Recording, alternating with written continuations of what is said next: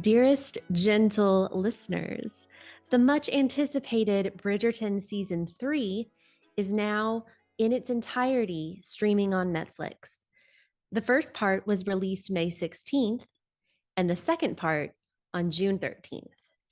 Did it meet everyone's expectations? Did it fulfill everyone's desire? I'm Carly, and this is Swoon-Worthy, the podcast. I co host this with my sister Kayla, and we talk period dramas. And we can't not talk about Bridgerton, which is on everyone's mind, especially this week. Now, we chatted about season 1 and season 2 already earlier in our podcast, season 2. But now it's time to talk season 3, Bridgerton. Now, there's a lot of drama going on right now, a lot of discussion. Part 1 of season 3 was well received. I myself pretty much loved it. It felt like Bridgerton. And then we have part 2. What the heck? So we're going to get into all of that. I don't want to diminish part 1. I want to talk about part 1 because I feel like it was positive. Kayla, did you feel a difference in part 1 and part 2? No, I have no idea what you're talking about. Okay, so you're coming in as an observer. I know you watched both parts, but you're saying you may not be following the drama on Instagram, on Reddit. You're not really. No, I mean, I guess people are all riled up for something, but I mean, I thought it was great. Okay, all right. So then I'm going to share with you some of my thoughts. And some of this I do think stems from the fact that I read the books, and the people who have read the books are quite riled up Oh. more than the people who came into it with a fresh, I mean, that approach. that always happens with movies or shows. Like people who read the books are always, in a tizzy about things, but it's like calm down. This is different. This is not the book. Okay. And then, but there's something else that I want to talk about that I think was the main problem, but isn't necessarily tied to the books. I'm so excited. I have no idea what you're going to talk about. Okay. All right. So we got a lot to cover. Um, Before we get into it, I just want to say that back in May, we had the Met Gala, and Phoebe Dynevor, Simone Ashley, and Jonathan Bailey showed up, and they looked amazing.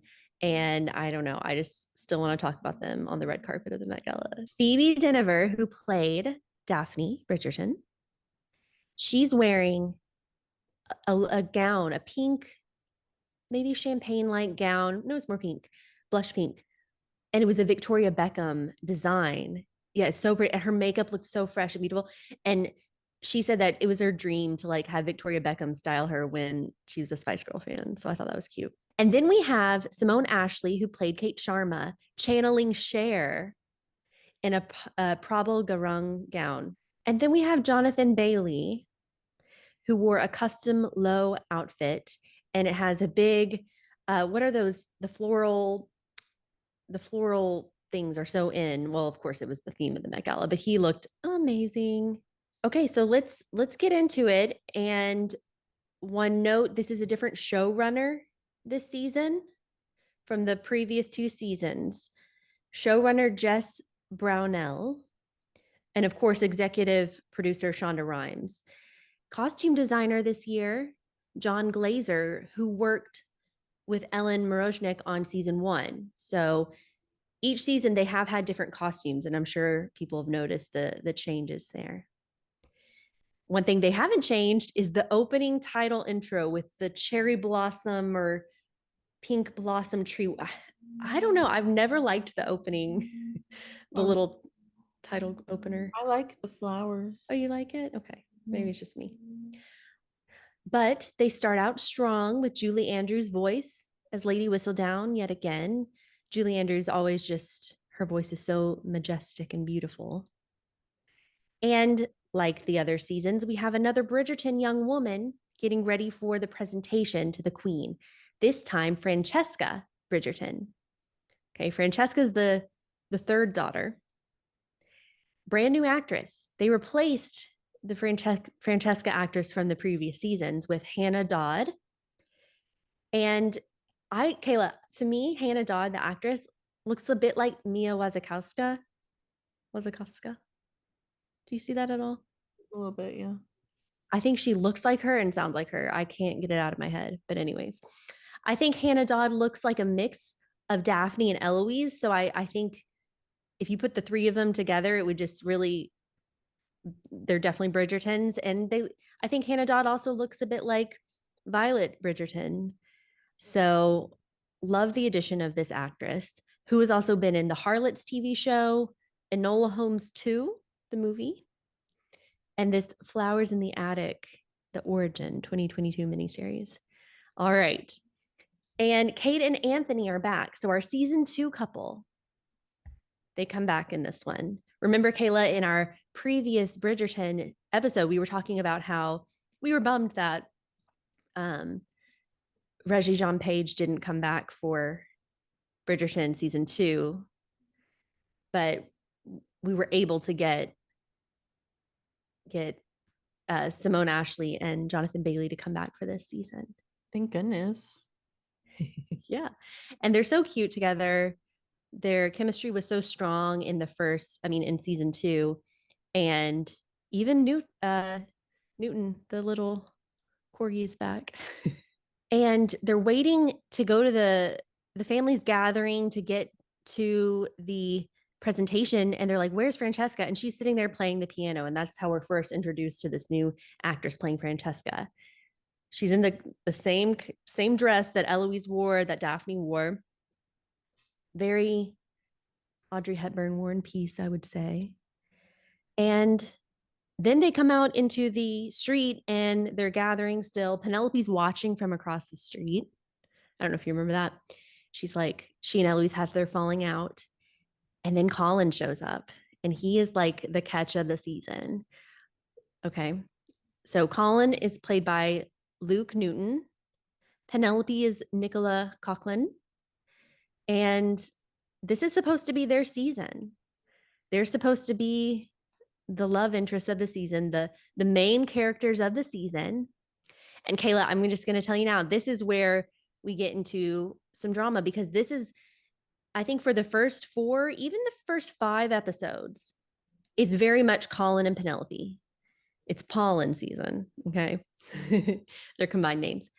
Then it just derails, and there are multiple storylines, chaotic things going on, and you don't even see them together. And that's the main issue.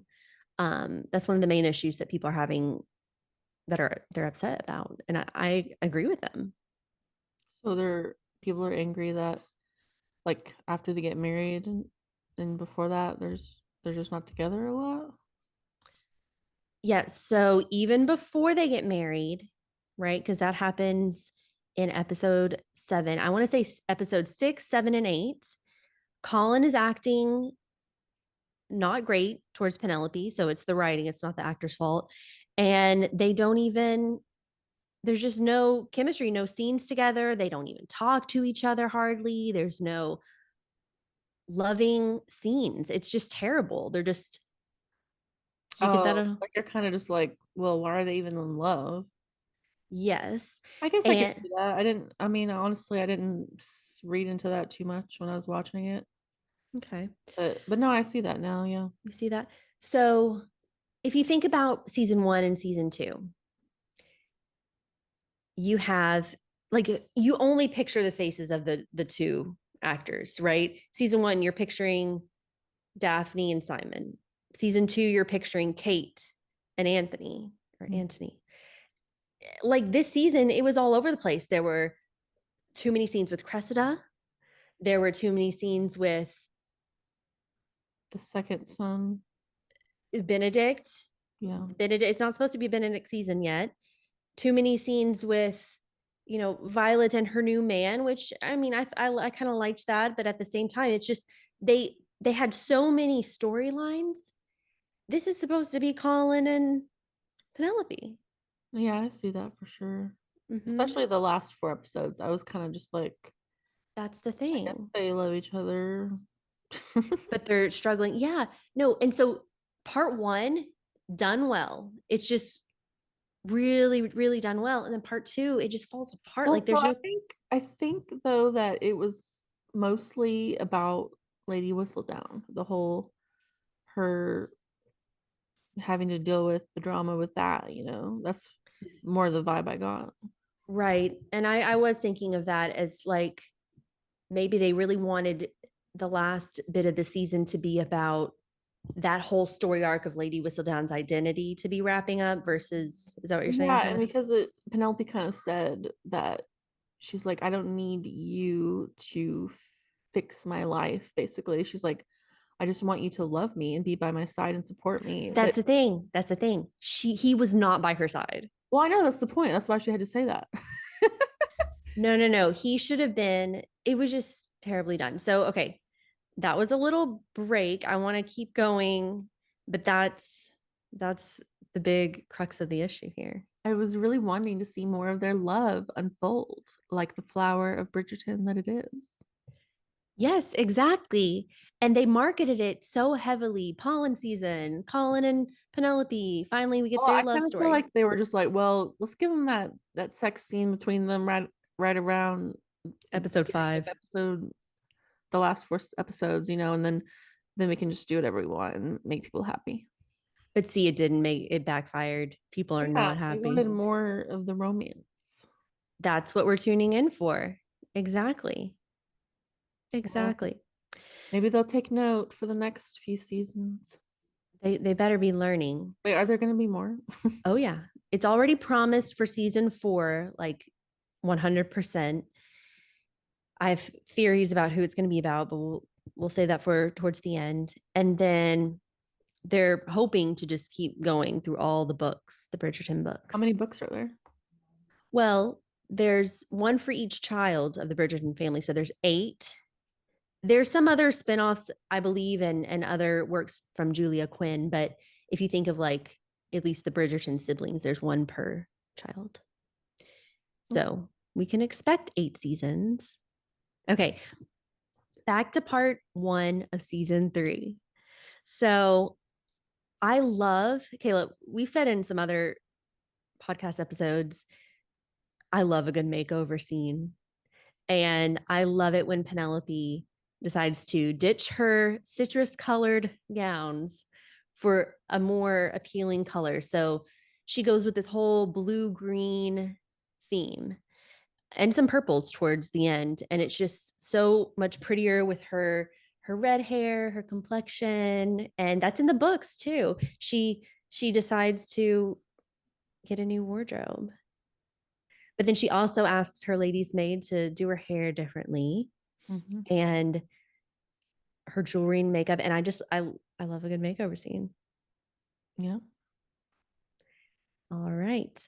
And then she makes her way into the ball, the first ball of the season 3, and she's wearing this really dark green blue dress. And she looks stunning. And everyone looks at her and she's wearing these black sparkly gloves. Her hair kind of reminded me, Kayla, we were talking about Moulin Rouge so much in the past couple episodes. Satine's hair was like half up and then the red waves and then we have Cressida Cowper's outfits this season. We cannot not talk about that. Oh my God. Can we talk about that now? Let's talk about it. Her sleeves. I saw someone post something. They're like, I think that Cressida, the actress, is so beautiful that they had to like try to diminish her beauty by making her makeup and everything so outrageous. Do you agree with that or? Yeah, no, I think I saw something similar, or you shared it with me. 100%. She's she's kind of like your pretty blonde girl next door, but then what they do is they pull her hair back real tight, but then do the crazy on top. I mean, she kind of has like a Whoville look. Mm-hmm. And it's just, and then the sleeves this season were like, there's so many memes making fun of her sleeves, like, oh my gosh. And I guess she's trying to be like the stylish one, but it just, I She's don't the know if mean it really, girl. she is the Wait, mean girl.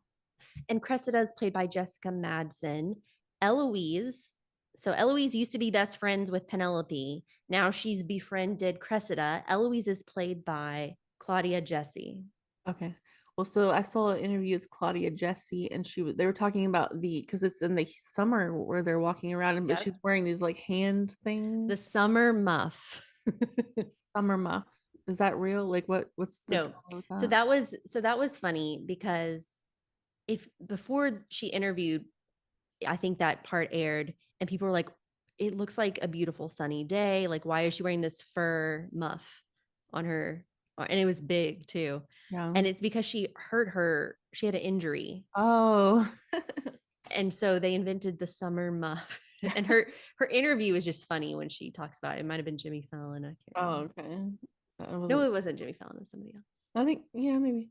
I wasn't sure what that was about. I just saw a little clip of it, but that's funny. Yeah. So the two of them are now best friends because apparently over the summer, Cressida was the only one who would talk to Eloise because Eloise was shamed by Lady Whistledown. And then, of course, she found out who Lady Whistledown was, her best friend. So that whole thing is a key component of the season, which makes sense. It fits, right? Um, yeah. Oh, so what did you think about Cressida as the mean girl? Like mean girl, but then she's kind of acting nice. Like, do you like her character? What do you think about her character? Um, it was okay. I mean, she was just dumb. She was kind of a She's stereotype, you know. kind of a stereotype, yeah. And then I guess we're supposed to feel sorry for her a bit more this season because you see her parents are not great. But I don't know. I sometimes with the mean girl, I just want them to be the mean girl. I don't want to feel sorry for them.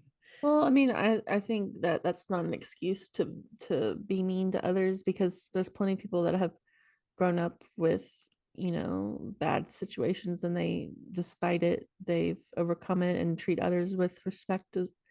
That shows true character, and she obviously doesn't have that. Ooh, well said, Kayla. I like that.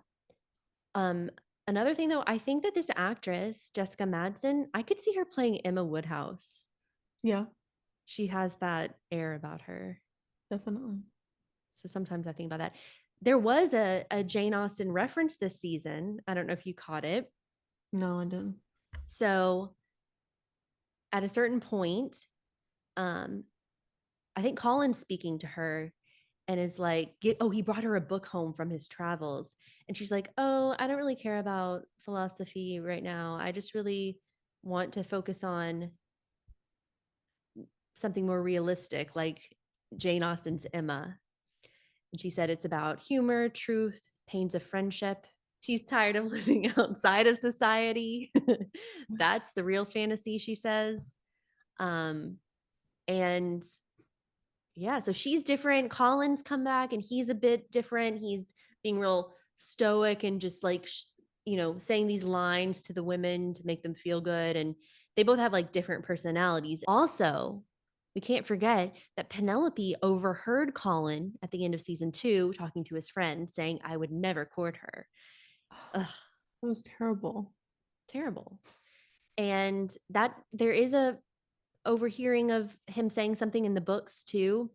Granted, it's with his brothers, not other men in society. But yeah, she has to. Well, she forgives him pretty easily, honestly.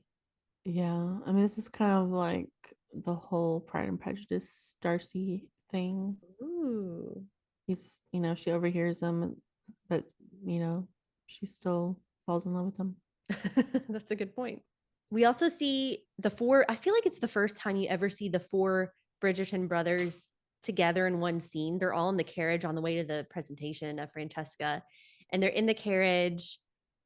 I don't know. I love all the scenes with the Bridgerton family, the siblings like interacting, and that was one of the No, yeah, I loved the macaroon scene.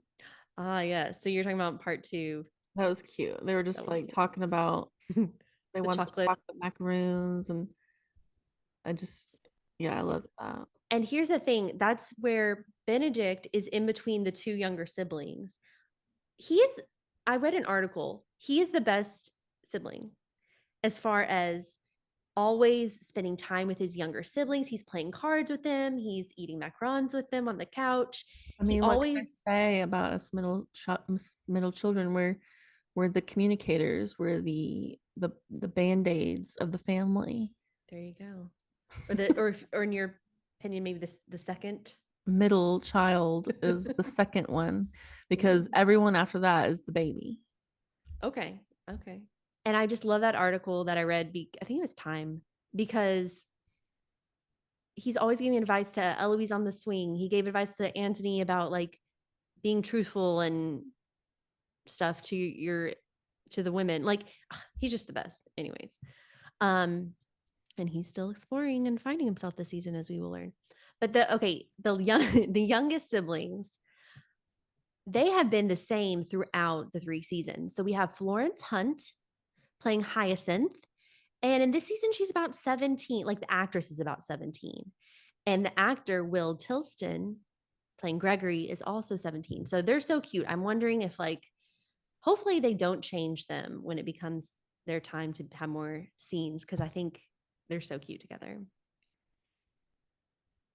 Okay. So, also one more thing about Benedict. Anthony was on his honeymoon and he managed the estate and helped it keep everyone together. He's just okay. Anyways. Okay. Penelope, we were talking about, has her new makeover, and then she gets the help of Colin. They make up, and she gets the help of Colin to learn how to flirt or talk even to men, because she realizes she does not want to be a single woman anymore. She doesn't want to live with her sisters or, with her mother. Like that's just not a nice prospect. So she wants a husband. She's made a decision, and Colin is going to help her. She at this point she believes Colin will never love me like that. So we've seen this. This is like a trope in other things, the friend helping the other friend, the what is it, Cyrano de Bergerac a little bit. So we've seen this kind of thing before. um Colin's fashion this season, very pirate like. So he's got like this long brown overcoat. He has some striped shirts. He still has some floral vests, but very pirate like. And he tells Penelope charm can be taught. So he's able to persuade her to let him try his hand at matchmaking almost. But before they make up, Penelope has written her Lady Whistledown column saying that Colin has adopted a new personality and wonders if he even knows who the real Colin is. So we get the drama here. Colin is saying, I don't care what Whistledown says, but I do care what she wrote about you last season and what she wrote about Marina Thompson in season 1. So we have this declaration of hate for Lady Whistledown from Colin, and we know, of course, that that's Penelope. Yeah, honestly, it stressed me out a lot. I was like, oh my gosh, I know he's gonna find out somehow. Yeah. And I was surprised how I mean, I think he took it pretty well, honestly, Yeah. considering. Yeah. What do you think about the Featherington sisters? So Penelope's sisters, Well, Prudence and Philippa. I think that the conclusion was good. They finally had their kind of bonding moment, and they finally kind of mended their sister connection. Okay. They just so much remind me of like the Wicked Stepsisters though, for Cinderella stories, and Definitely. with their I mean, extravagant. Penelope has that her whole family kind of feel, she has that Cinderella vibe. Like, so her mom even just seems like a stepmother sometimes, she's so cold. Definitely. Definitely. But I do think the acting, I do like their acting. I mean, as we all know, Prudence Featherington is played by Bessie Carter, the child of Jim Carter, Mr. Carson, and Imelda Staunton. So that's so cool. And then Polly Walker plays the mother, Lady Portia Featherington. Okay. And Philippa, I feel like we saw her more this season than ever. Harriet Keynes plays that. Featherington girl. And they both have husbands. And okay, definitely some comic relief how they just don't even know how making babies works. Yeah. That was funny. So did she marry them off to those men, but they don't have any money? Like, I guess they weren't titled. They weren't highly. They didn't have high ranking titles. hmm. Mr. Finch is in, I think, season 1 even, and season 2, and then the new one, the Dankleworth boy. I don't really know his first name. Who's very concerned with his looks. Um, Mary's Prudence. That's a new character. But yeah, I think she wanted them to be married because the Featheringtons have had money problems, and she was eager for them to get married, and they do seem to be kind of like love matches for the most part. The boys are very attentive to the girls. Yep. um, yeah. Another part in episode 2, because we're kind of segueing to episode 2, Penelope discovers Colin has been writing about his travels. And this is from the book. Okay. So she reads his book, his travel writing, and he sees her reading it, and he's like, it's like if anyone were to read your journal, like that's very private. That's kind of like, and then the glass breaks falls onto the floor from the desk, and she wraps his bloody hand with that's a fan favorite part of the book, actually. Mm-hmm. Okay. And then that whole episode, there's a bit of trying to get her to flirt with the guys the right way, but it ends with, her secret is outed that Colin is helping her secure a husband, and he's an eligible bachelor. This is just not looking good. So that becomes a rumor, and she's embarrassed. And Colin comes to her at the end of the night in their little garden courtyard area, and she asks him to kiss her. And they share a kiss, and he's kind of like, oh wow, I actually might have feelings for this one. It's so funny how in movies and TV shows, it's always like they just don't really know until they get that kiss. It's But in the it's like, kiss. come on, you can probably tell otherwise. I don't know. Well, yeah, but I guess he's a little, he just, Mature. yeah. Um, and then we open with episode 3. He's dreaming of the kiss, and it's all like dreamlike, and he's reliving that moment. And then he's like, okay, I really do probably like her that way. But she starts to catch the attention of a Lord Debling, a naturalist and vegetarian. Is that really his title? That's how he's described. Lord Yeah. Debling, naturalist and vegetarian. Because I think it's, rare. Um, Rare. Rare, like the meat. That's No. funny. The meat he will not eat. And Cressida is being pressured by her mom to maybe get in there and get Lord Dudling. And then Penelope hits it off with Lord Dudling. So there's a competition between the two. This also a very natural feeling storyline. It fits. I think it's so funny when Cressida is trying to like study this bird, to like talk about the bird, the great auk or whatever. And she's like, oh, I love animals. I love a good fur. And Eloise is like, no, no, no. Don't say that. Oh no. I know.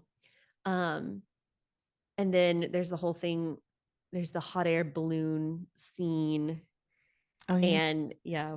And I think one of the funniest memes I saw of that was the scene in Austin Powers where the guy's standing in front of the golf cart. He's like, no, and they're like, Austin, you're gonna hit him, and they have like forever and a day to get out of the way. that's exactly what it felt like. Okay, you have to share that one with me. I didn't see that, but that's because she's like, everyone else moves. Because the guy's just screaming forever, like, no, Mhm. no. The golf cart's going so slow. No, that's a good point. Oh my gosh. You have to send me that. I will. Yeah, the hot air balloon scene, which is not, they also kind of, I feel like, took that from other period dramas. Like, that's not an original thing. We've seen that in other Regency period dramas like Sanditon, Vanity Fair. I don't know. Really, with the hot air balloon about to run over someone? No, like just the hot air balloon being like this attraction. Well, I Like, mean, maybe ooh, it's a common thing back then. yeah, They didn't it have was much back then, honestly. true. Good point.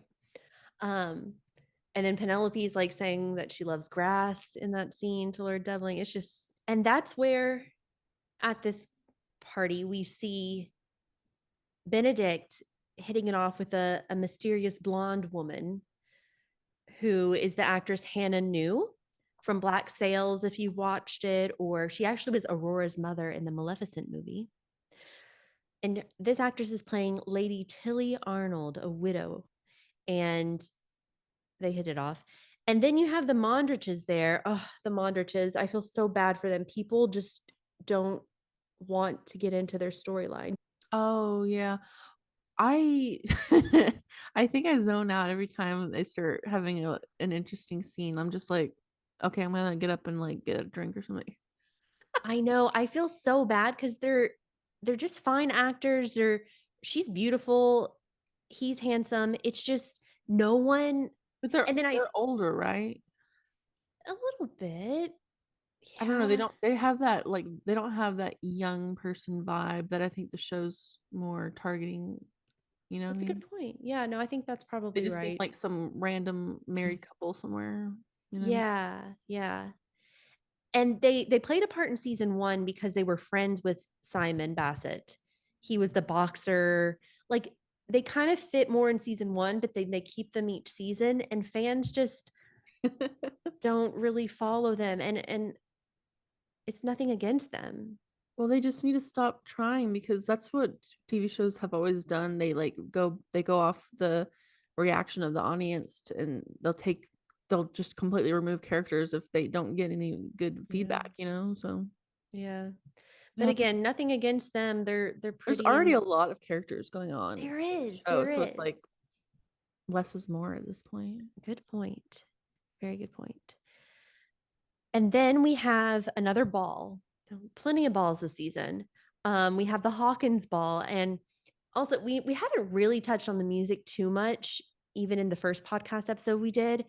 But as we know, they do the modern songs in the orchestration, like the 4-piece quartet, yeah, string quartet. And this one was very recognizable. The Cheap Thrills song by Sia for this one, for this ball. And oh, in this ball, Violet, the mother of the Bridgertons, drops her glove, and a mysterious man picks it up, and it ends up being Lady Danbury's brother, Lord Marcus Anderson. So this becomes a whole storyline that, again, I think they had chemistry. I'm not saying they didn't, but do we need this additional storyline? The mom trying to maybe have a second chance at a Well, they marriage. tried that with Gossip Girl. They tried to have a spin-off with the parents and it flopped. Yeah. We're just not here for the parents. Like they're there for the supportive roles, but like we're not interested in their life. They're lovely. Oh my. Oh my. Well, you know what? I, I think, okay, I'm with you, but I do like them in the supportive role because I think their acting is some of the better acting. The mom, like Lady Danbury, Violet, and Queen Charlotte, like I think their acting is top notch. And they did have their spinoff though, Queen Charlotte, which is a good spinoff, but it shows them as young people. So again, Yeah. like a prequel. Yeah. Are any of the people that made Gossip Girl working on this I don't series? know. Did I was kind of down for that Gossip Girl prequel. you watch it though? No, not the, oh, sorry, not the prequel, but the Oh, the one prequel. episode. The prequel, not the remake of the show. Oh, no, no, not the No, remake. yeah, the prequel, I would have watched that.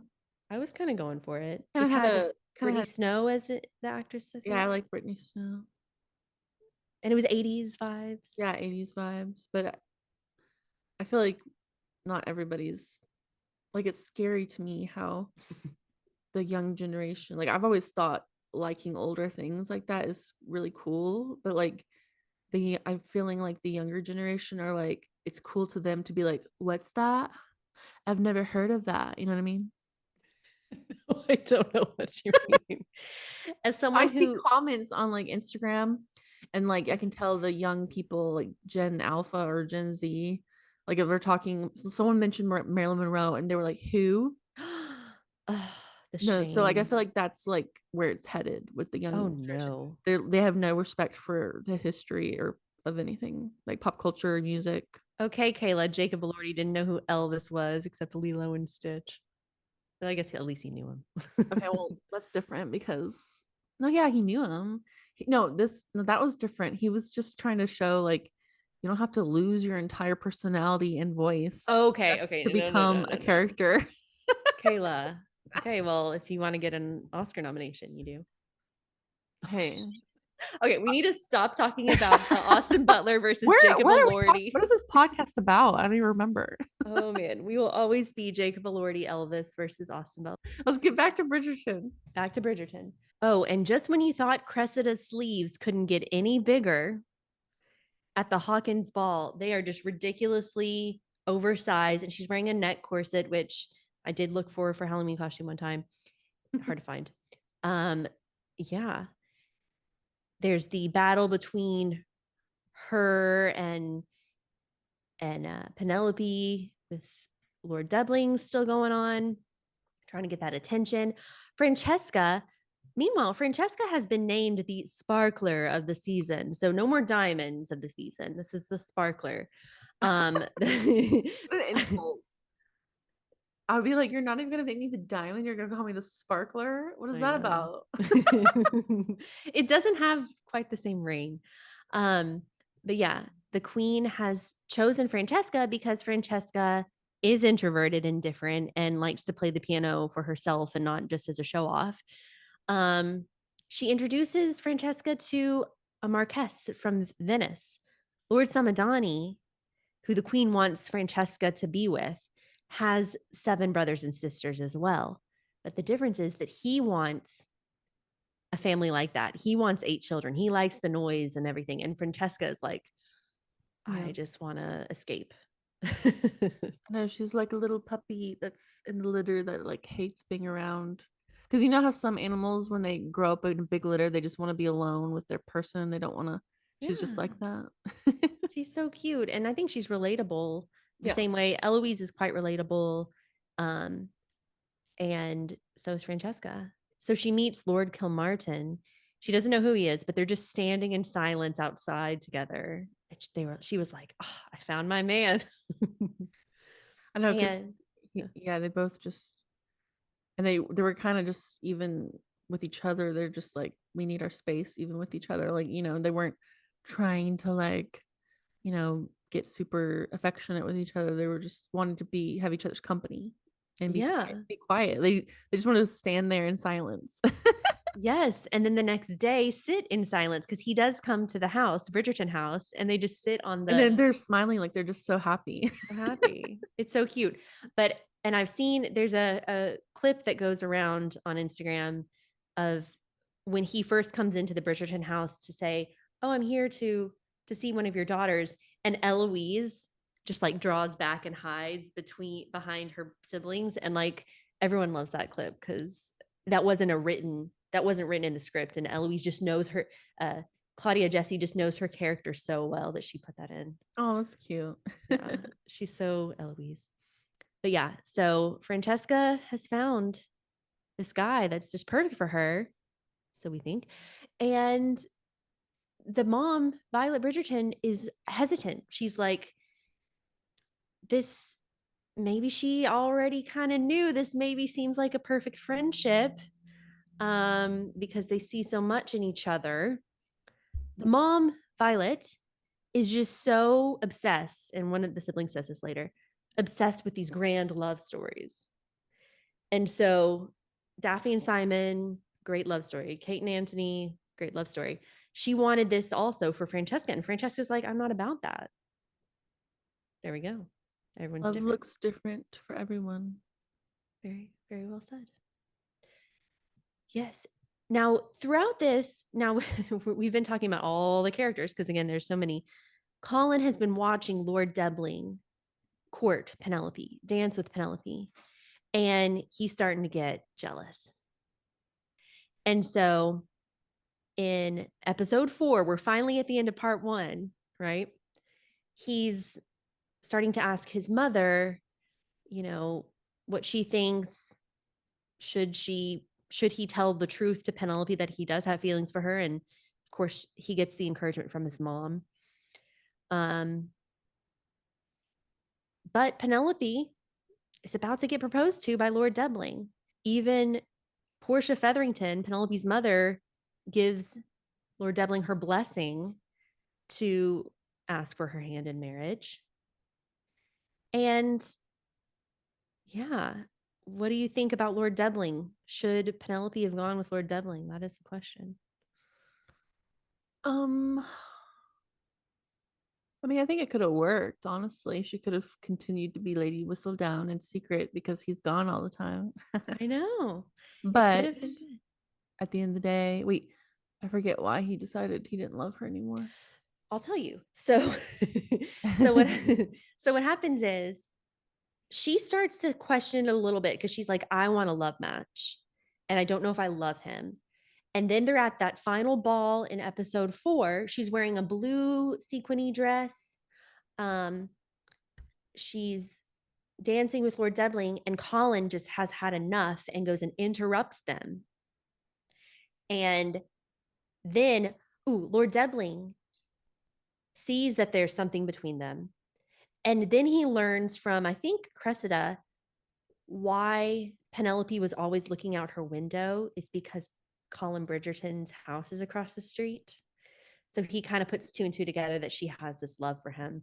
And he just says, I can't go away for 3 years on my expedition and be thinking you're cheating on me, or you know what I mean? Like, it just, he started, once he knew that she wasn't fully committed, she had someone else in mind, he wasn't going to do that.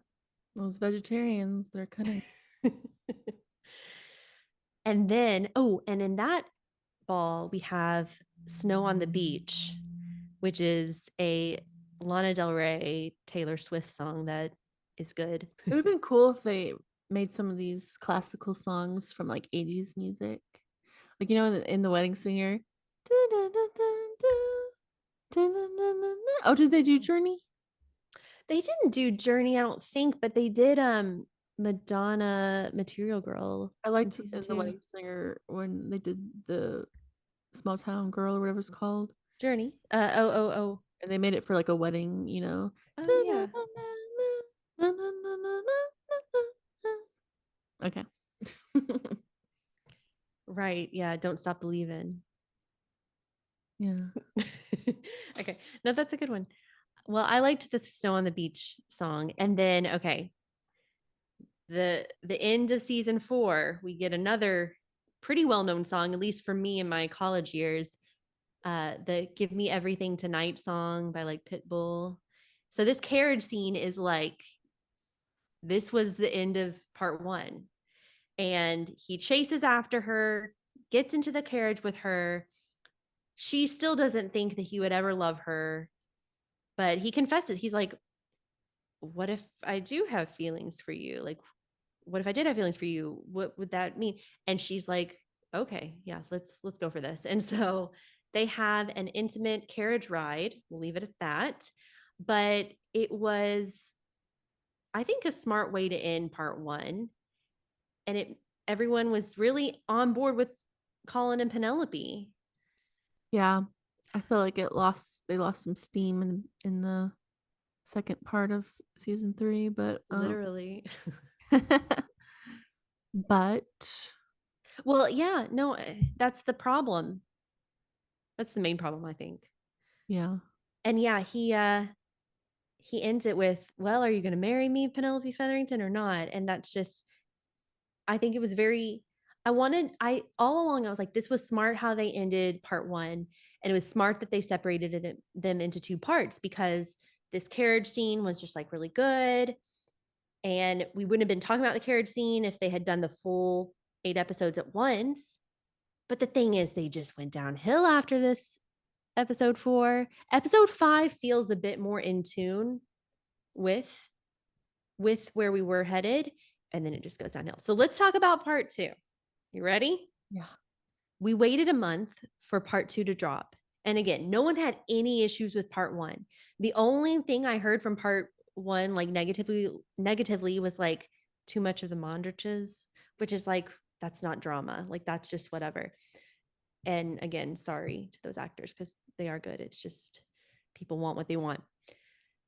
But and then they went on this world tour. They went to Barcelona, they went to Ireland. So the actors, Luke Newton and Nicola Coughlan, they went all around the world wearing really cool clothes and like standing up on stage. I know Kayla, you were mentioning that time where they get up on stage and she responds to some male interviewer saying like, It was just brave of you to be appear nude on screen. And yeah, what did she say? she was just like, I'm paraphrasing, but she was just like, I agree. It's no one's ever seen anyone with perfect breasts like me on the screen. Something like that. She's so funny. I mean, if you watch that video, it's like Oh, she everybody loves her. delivers it so well. Yeah. Everybody's in love with her. Back to part 2. Episode 5 picks up where we left off with Colin's proposal and they're going in to see his family. I like how they kind of went with like Penelope's blurry point of view and you see a Colin muffled saying, "We're engaged." Like I think that was kind of humorous. But then the Bridgerton family's ecstatic, except for Eloise, who's being a little bummer, little buzzkill this whole time, in my opinion. She goes and proceeds to vent to Cressida, who's now engaged to an old man because she lost out on Lord Dubling. Um, which, by the way, it is a little sad. Okay, Cressida lost this prince from season 1 to Daphne, who didn't end up with the prince, and then lost Lord Dubling to Penelope, and Penelope didn't even go with it. So, like, I don't know. It's a little bitter. Yeah, I guess. Yeah. Yeah. And then Anthony and Kate have returned with the news of a baby. So there's all this news, a lot of storylines. And I like it when the 3 brothers are celebrating Colin's proposal.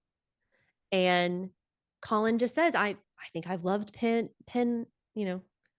calls her Pen all along. And Anthony's like, you should tell her this. So Colin goes to the Featherington house to tell Penelope, hey, guess what? I know I proposed to you because of we got a little hot and heavy in the carriage, but I do love you. And Colin overhears Lady Portia Featherington saying horrible things to her daughter. Like, Yeah. she's just being terrible, like saying she entrapped him. And she's so surprised. Yes. And he stands up for her and he's like, I love your daughter. And this is a good Colin Penelope moment No, in I love episode that. I love 5. that part. It was very satisfying. Very satisfying. And this is why episode 5 is still good. Okay. He whisks her away. There's a sex scene. Also similar to the book because there's the mirror reference. Mm-hmm. If you know, you know from the book. And they're just so cute together in the past couple scenes. Like they laugh, because this is new territory. This is new territory for them. So they're like, they've been friends for long. They're so comfortable, but then now they're exploring this other part of the relationship. And they're so cute. But things go downhill. Miss Featherington at least feels bad about what she was saying about her youngest daughter. And she tells her other 2 daughters, like, okay, we need to start supporting each other. Like, okay, all of a sudden now. Yeah. And there's an engagement party that Kate Sharma is putting on for Penelope and Colin. And the mother doesn't even invite the other 2 daughters to this. She's like, we're going to go alone because you need to think about how to treat Penelope better. So they go to the engagement party. Penelope is wearing this light rosy pink. We haven't seen her in this pink color this season. But Eloise still being a buzzkill. I mean, I get it, but she feels betrayed. But she gives Penelope the ultimatum to reveal herself by midnight, or else she will. But poor Penelope is freaking out. She can't enjoy her engagement party. She's just like suffering internally while everyone's having charades party, which by the way, was it charades? They were these were riddles. These weren't charades. I was so confused by that. Oh yeah. I don't know. I didn't I just even thought it was comprehend that. yeah, they were like, let's play charades in the drawing room. And it was like they were like word riddles. I was like, that's not charades. Am I the only one that thought that? And they played it for like 4 hours because you see the clock change from like 8 to like midnight. And I'm like, what is going on? Meanwhile, Penelope's not enjoying her engagement party. She's about to hyperventilate from the stress of not being able to talk to Colin alone because they're trying to entertain people. And Eloise is coming over to them to reveal the truth. But then Kate and Anthony say they're expecting the heir, and Cressida announces she's Whistledown. So it's like all this news. And then Cressida announcing she's Whistledown, that is part of the book. She claims the title of Lady Whistledown. And then Penelope starts to hyperventilate because it's just too much. It's too much. I feel so bad for her in this moment. It's like from now on, she doesn't have any happiness. I know. I feel so bad for her. Because Eloise hangs on to this feeling betrayed thing. Meanwhile, like her life is fine. She's like, everyone's And she fine. only snaps out of it when she realizes that if Cressida pulls this off, she's gonna badmouth her and her family. And it's like, Penelope was your your girl, and Yeah. you're gonna throw all that away just because she made a mistake. Like nobody's perfect. And there were reasons for what she wrote. Like she was Like trying to yeah, protect she was people. yeah, and she was in the moment. She was like a little mad, but like she never would have written anything that damaging. That's the thing. The Bridgertons have this amazing family to back them. They're fine. And Penelope, meanwhile, has a horrible mother and sisters. I don't like how Eloise hangs on to it so long. Yeah, And Colin too. Colin, once he learns, doesn't give up, give yeah, it up either. Ugh, yeah. so sad. Um, Also, in other storyline news, Francesca gets engaged to John Sterling. Violet seems so weird about it. She's not excited compared to the other things. And Francesca sees her mother not get excited about her choice. So it's a little weird. Of course, we know what happens later. Um, oh, there's a part where okay, Mom Featherington is finally starting to act nice to her daughter Penelope. But she has this one quote that's like, "Oh my gosh, ladies do not have dreams. They have husbands." I'm like, oh, yeah. There's the reading of the published banns of marriage. Kayla, this is kind of like the one historical accurate thing of this whole thing. No. Did you know that in the UK, or at least in the UK, the church would have to read the announcement of your marriage. It was called reading the published banns of marriage 3 times at church. Oh So wow. each week there would be the reading of the banns, and they would say, if any of you know cause or just impediment why these two persons should not be joined together in holy matrimony, ye are to declare it. So this was to prevent really spontaneous marriages Yeah. that are going to go all wrong. And I think that was, they mentioned it so much in other period dramas, but to have it in a scene, I thought was really cool. Yeah, I've never noticed that or heard of that, honestly. Yeah. Jeez. So 3 weeks, 3 times, 3 weeks of potentially canceling the marriage, I guess. It's a lot of pressure. It is a lot Each of week I'd pressure. be like, is anybody gonna say anything? Yeah. But I guess it's better than getting up at the altar and someone saying something. Yeah, they must have had to do that because like it was getting bad. Like, we need to have a few weeks to get this. Let's get this nipped in the bud or whatever it's called. Yeah. And this was a really cute scene between Penelope because and Colin, he doesn't know yet. And they like dance in the church, and she's wearing this pretty blue-gray dress. And she says, "Were you ever punished as a child?" Which is a book quote, I believe.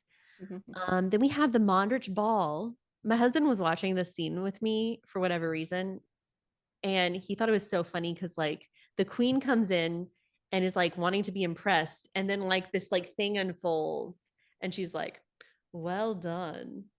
It was like, Okay, can we just talk about the queen for a minute? Because I don't know, it's just so funny. Like she's just so like, what's with the hair? Isn't that like not the correct time frame? okay, so it's more Georgian. So everyone's updated their styles to the Regency fashions Yeah. except her. And Why? that's done purposefully. Purposefully, okay. Yeah. So so first off, I really recommend the Queen Charlotte, a Bridgerton story prequel, Okay. where it shows her love story with King George III, who went mad. So it's kind of, I think she's still kind of paying homage to her love story, her time when she had her king love, and she just doesn't, I don't know, she's kind of stuck too because of Mad King George. She's kind of stuck in this like Oh, okay. situation. The wigs are crazy, but they do um feel very Marie Antoinette. I'm sure you were thinking. Yeah, it just seems um a little old school for me for that time period. and you're right, but it was done with purpose. Okay. And I like how she wears little birds and little swans and things in her hair, which, There was a little body of water in there at one point. yeah, swans, I think. But I think that's so cool that they did that. And if Kayla, do you remember, I said this in the other Bridgerton podcast, the Marie Antoinette movie with Norma Shearer?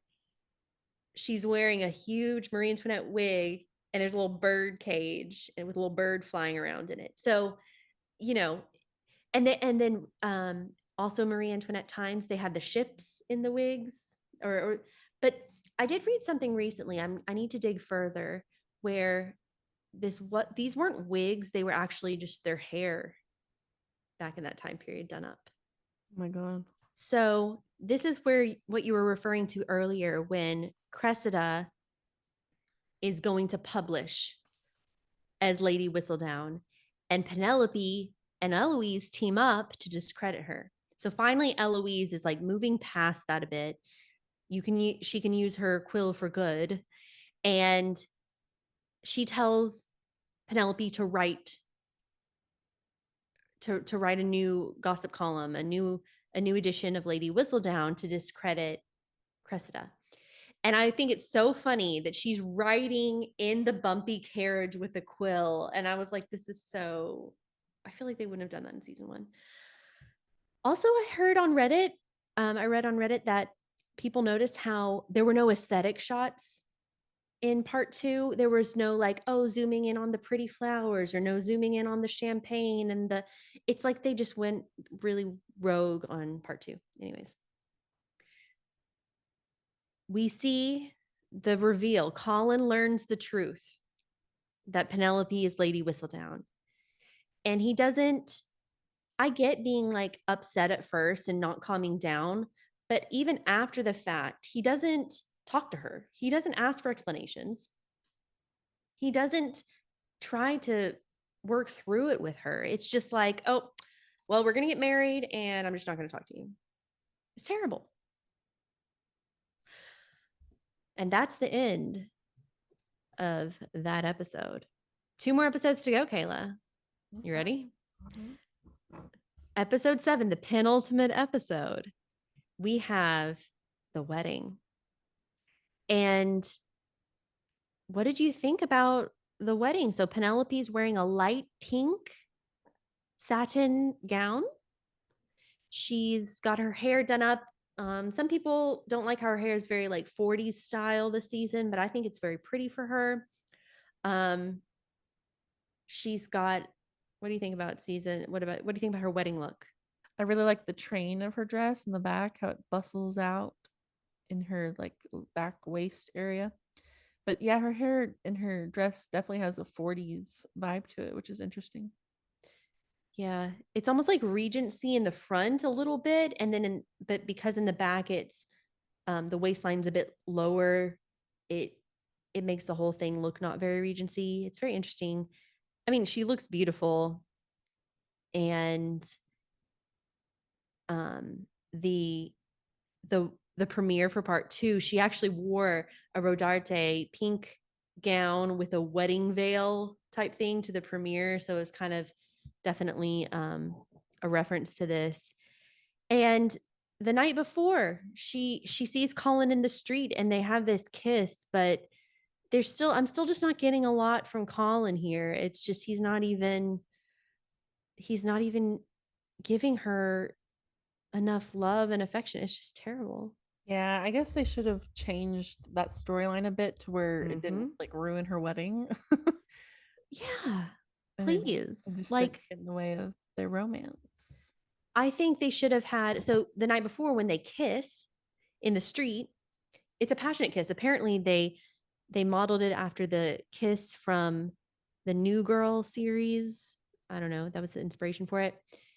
And they should have taken that moment and like gone off together and like had a scene, what everyone was hoping for, and like made up and been like, okay, I'm going to stand by you. Like, this was the time where I think before the wedding, he should have backed her. He should have forgiven her.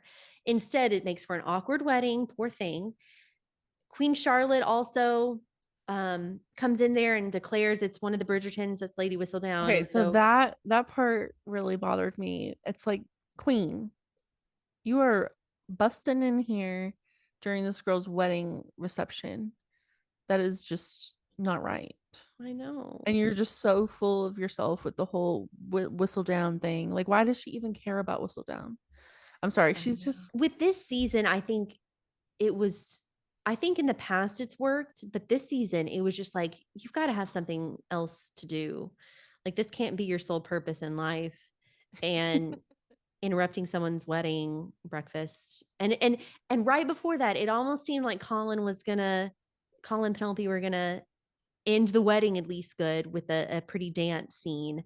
Um, it was that other Taylor Swift song, "We Belong Together."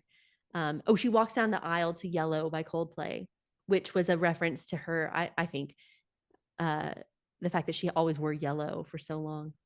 Um, ugh, it's just yeah. And then he's like, "You're going to give up Lady Whistledown, right? Then I'll forgive you." And she's like, "No." And it's like, "Come on, Colin." Okay. Okay. So we're going to put a pin in Colin and Penelope for a second because there are so many other storylines going on. Benedict has started to explore himself with a threesome relationship. Kate and Anthony decide to go to India for the birth of the baby. Okay. So let's put a pregnant woman on a ship for months. That sounds like a great idea. Um, and Cressida starts to go to print shops to learn who the real Lady Whistledown is. So all these things going on. Meanwhile, Violet is kind of interested in Lady Danbury's brother, but then they have to hash it out first because they're not happy with each other. There's just so many things going on. Okay. And then we get to episode 4. Colin is so cold. He spent the wedding night like not with her. And Colin was actually quicker to forgive Marina Thompson in season 1 for actually trying to entrap him. And it's like, come on now, get over it. It's just so sad. And Cressida bribes Penelope because she found out Penelope's Lady Whistledown. And she tells her mother that she's Lady Whistledown. Um, they go to Colin. So now it's like the 4 of them know Penelope's mom, Eloise, and Bennett, Eloise and Colin. Okay. They're in on the secret. She's being bribed by Cressida and they're trying to figure it out. And Colin says, "It's not up to you what to do." I don't want anyone to besmirch the Bridgerton family name or to blackmail my wife or something. Meanwhile, he's just not showing her any love. Penelope's being ignored. And this was another time where the writing just failed on us. Like there was no resolution. Penelope's being ignored. Colin goes and speaks to Cressida, and there's more dialogue with her than his wife. She doubles the money, the blackmail money. So Colin made it worse. No, I thought that was funny when he came back. He's like, "Yeah, it's more money. I made it worse." And then And Penelope's so gracious. She's like, "No, this is my fault. You were just trying." she's the sweetest thing ever, and she's just being screwed over. But I still think that the whole point of this is to show that she's a strong, independent woman through it all, and she's an amazing writer that and her skills are valid, and she doesn't need Colin to just do all the things for her. She just needs him to love her. And I feel like that's the whole point of the show, is that like, because he wasn't doing that the whole time. He wasn't just supporting her, beside her, loving her. He was doing all these things, trying to figure out all these things, and it's like, but you missed the whole point, like, and so that's what that's the end resolution towards the end. So I feel like, to me, I don't I don't know. I personally don't feel like the whole part two of this season was a total loss just because of that. I mean, I think there was a point to all that, and I mean, it made sense to me. It worked for me. Okay. But then they shouldn't have marketed it so heavily about the romance. They should That's have true. maybe, I think it was a marketing thing. I think they failed with the market. Meanwhile, they've done a lot with the marketing. I bought the Bridgerton Republic of Tea, the triple Earl Grey. It was delicious. Um, they had a Bridgerton Flonase commercial, which I thought was hilarious because it was pollen season. But it was like so marketed towards me. Like all I'm saying, Lotta Ray teamed up, Macarons, with Bridgerton. So the marketing was on point as far as like doing the right things, but they marketed the season as this romance, this love story. And like you said, they probably should have said, like, okay, we're going to give you some romance, but it's also about Lady Whistledown's identity being revealed and Penelope coming into her own. Yeah, I still think that they just kind of were like, oh, well, let's give them that big scene with the mirror and the chair, and that'll satisfy them. They thought wrong, but no, it's good to get that take from you because I think you're right. Um, okay, so we're down to the very end of part two, episode 8. Penelope's sisters are throwing a ball. So it's called the Dankworth Finch Ball. And Penelope even gives money to Varley, the lady's maid, to help make this ball better. So she's just the perfect sister. Um, poor Prudence and Philippa want to make the ball orange and purple, and Philippa wants to get bugs for the ball. Did you catch that? She wanted bugs for the Oh, ball. okay. I Oh, I'm not muted. I thought I was muted the whole time. Damn it. didn't hear you. Okay. No, okay. I love that part where she's just like obsessed with bugs. Like, that was hilarious. That was so funny. And then in the end, you finally know what she's talking about, butterflies. Yeah. Oh, that was funny. Um, they have the Lights by Ellie Goulding song for this one, the dance sequence. Queen Charlotte comes to reveal Lady Whistledown to be Penelope, who sent her a letter a few days ago. So, meanwhile, there's been some time lapse. There's been a few days. All this time, I'm guessing Colin was not talking to Penelope, his wife, which is sad. She was probably just miserable this whole time, like thinking he's going to annul the marriage and he could have made up with her in this time. I would have liked to see that. Um, but she stands up in front of everyone and declares herself Lady Whistledown. She says, you know, I should have used my quill more responsibly. And if you allow me to keep writing, I will do that.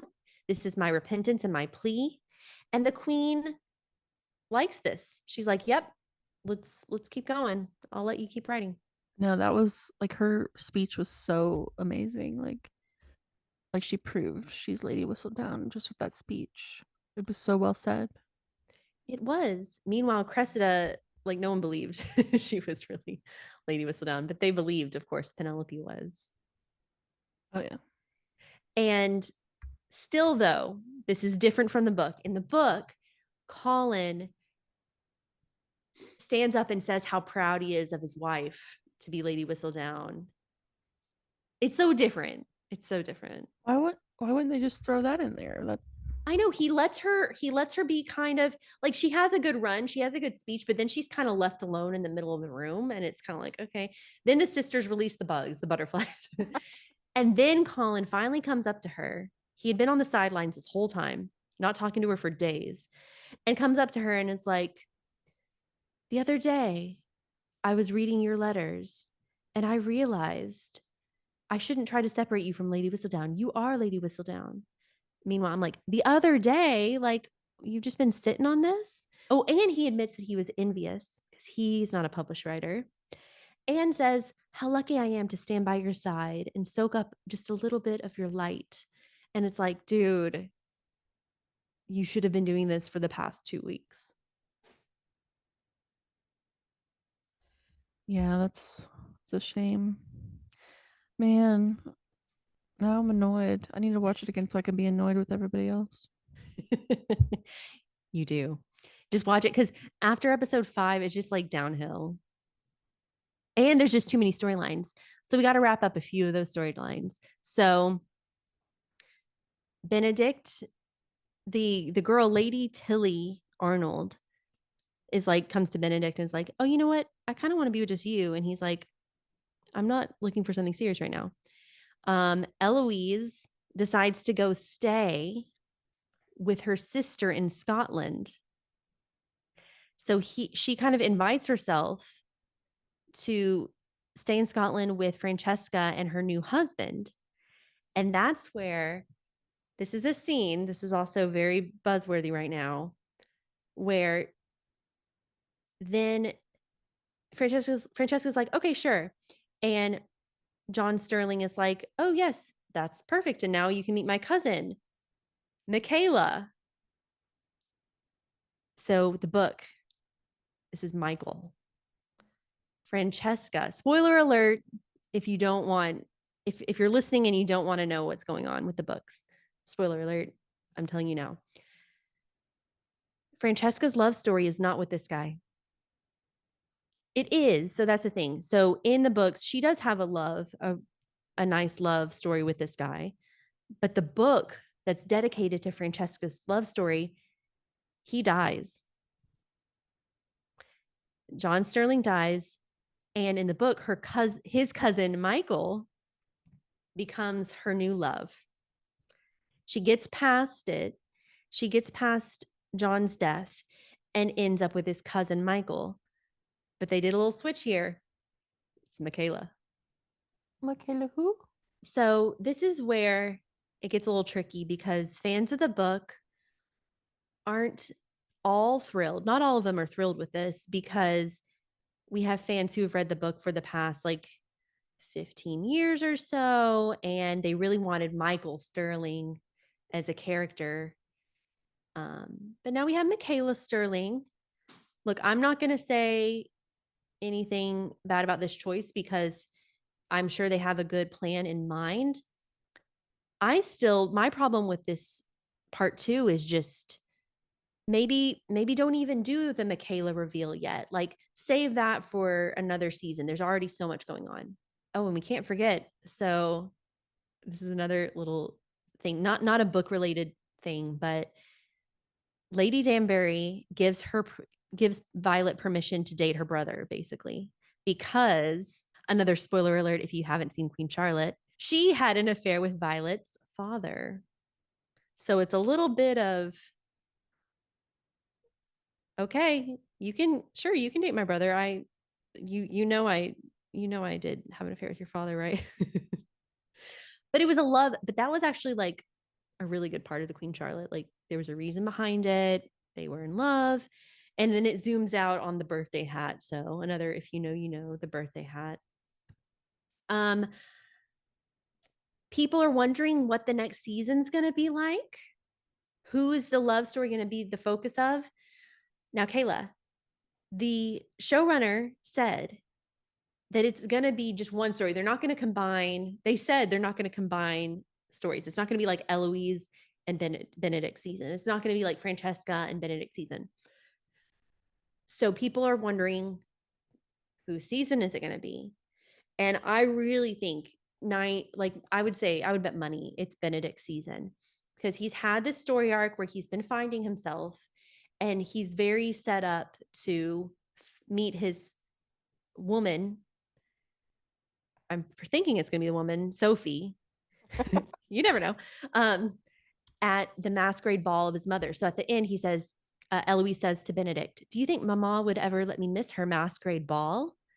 And then it focuses on Benedict and it says, Lady Whistledown says, "It's now time to look to the future." So I really think they're setting it up for Benedict's story next. I think they should do Cressida. And then I think she should have a whole makeover scene where she becomes softer looking and nicer looking. Aw, and pretty. She would be beautiful. Yeah. That's a good point. So you're not. I'm still hoping for Benedict's season because he needs to meet Sophie at the masquerade ball. It's very Cinderella. He's just gonna love who he loves, but I think it's gonna be Sophie. Okay. Fans of the series have already been theorizing who will be landing the role of Sophie, and it's looking like the South African actress Mazali Baduza. And fans are just really crazy because they're seeing this actress like go to these auditions, these secret auditions, and then block out her schedule for the next couple of years. So people really are smart and they're thinking this is who it is. They also were hoping, we were all hoping that that would be the one little sneak peek in this season, not the whole Michael or Michaela. Like that, I think that should have been saved for another season. Um, and yeah, we'll see. Will it be Benedict's season 4? It's supposed to be all about this one couple, not diverting storylines. We'll see. And we're just about wrapping it up with our Bridgerton season 3 coverage. Kayla, a couple of quick questions.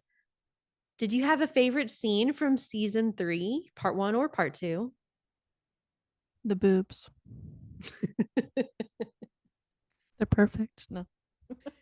And I think that the people that like this show, it's not, they don't really need the softcore porn. They just want the romance. They want the Darcy and Elizabeth, you know? So you're saying you don't want like gratuitous sex scenes?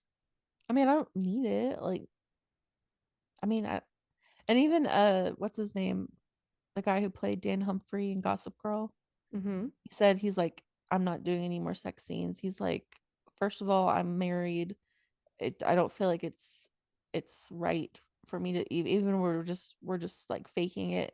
Like it just feels wrong to do that when I have a wife and kids and stuff. And he's like, I just don't think it adds any value to the story. It's just there to be there for that. You know what I mean? Like it's Yeah. Well, and that's why I think in season 2 they stepped away from it a lot, and it was just about yeah. the chemistry between the And that was everyone's actors. favorite season, I think. Yeah. Yeah, Was people are still just like it's making that season look even better. yeah, because gosh, like I don't want to like I don't this is the kind of show you could share with your family. Like I can't even watch this with my mom because it was constantly trying to like fast forward to those scenes. Like I don't know, like why do they think that we want to see all that all the time? Well, I guess because they are based off romance novels. But at the same time, I think you're right. I think people are there for the love, the Elizabeth and Mr. Darcy, the yeah, I'm with you. Yeah. So there you have it, folks. We have broken down season 3 for you. I will just summarize part 1 of season 3 feels like Bridgerton. It feels like the Colin Penelope romance we were promised. Then we have a little craziness in part 2. Some people, I think people who maybe aren't as, you know, fans of the book series are okay with part two. They thought it was well done. But I know we have a lot of people who may have been fans of the book and felt like uh they were going to get a lot of action between Penelope and Colin, and it just fell short. There weren't even great love scenes between them. So I'm curious what you all think. Let us know when we post about this on Instagram what you think. And let us know, are you going to stick around? Are you going to stay on board the Bridgerton train, or are you departing? Are you off the train? Um, let us know your favorite scenes and if you agree with some of the things we said about this episode. We'd really like to know. Be sure to check us out on Instagram. Yeah, and so our Instagram is at Swoon-Worthy Podcast. We'd also love if you would share this podcast, Swoon-Worthy, with your friends and family who are interested in period dramas. And goodbye, dearest gentle listeners. We hope you enjoyed this episode on Bridgerton Season 3. That's cute.